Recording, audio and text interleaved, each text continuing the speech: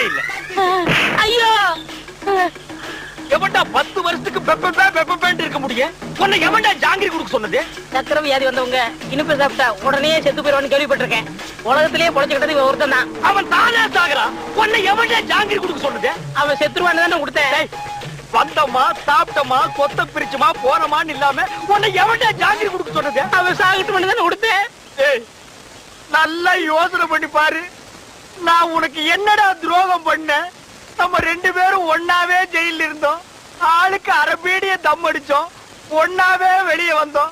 நல்லா யோசனை பண்ணு. நான் எங்க எப்படி இருக்க வேண்டியவன்? உன் பேச்ச கேட்டுதான்டா நான் ஊமையா நடிச்சேன். உன்னை எவன் ஜாங்கிரி கொடுக்க சொன்னது? அண்ணே, நடந்தது நடந்து போச்சு. இருக்கிற சுருட்டிக்கிட்டு கிளம்பிடலாம். எப்படியா கிளம்ப முடியும்? நான் தான் அவன் கண்ணத்தோட கண்ணை வச்சு போட்டோ எடுத்துக்கிட்டேன். நான் எங்க போனாலும்